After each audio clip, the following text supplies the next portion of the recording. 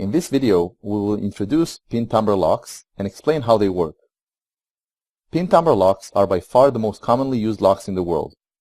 You can find them on almost any apartment, house, or commercial building. Only by understanding how Pin-Tumbler locks work, you will be able to pick them and manipulate them. This is a Pin-Tumbler cylinder.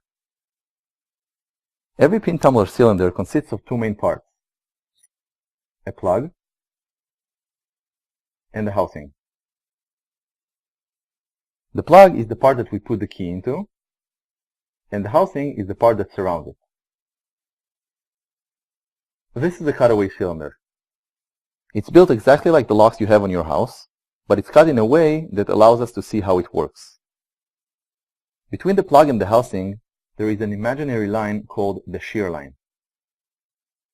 Inside the cylinder, there are usually 5 pairs of pins.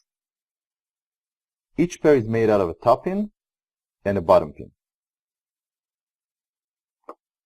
As you can see, the top pins are usually all at the same length, and the bottom pins are slightly different in length from one another.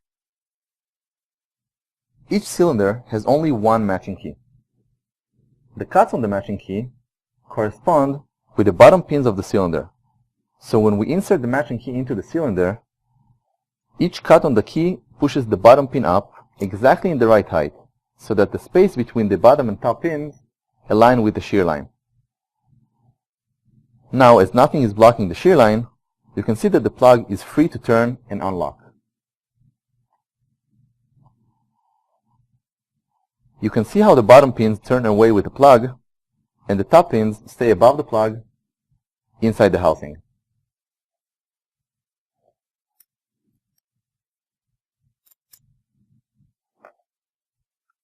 Now let's take a look at what happens when we insert the wrong key inside.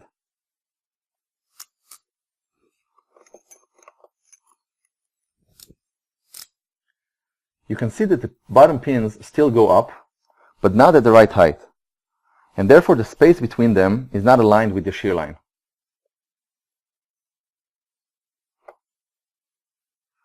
Now that you understand how a Pin-Tumbler lock works, we can proceed to show you how the lock can be manipulated and picked.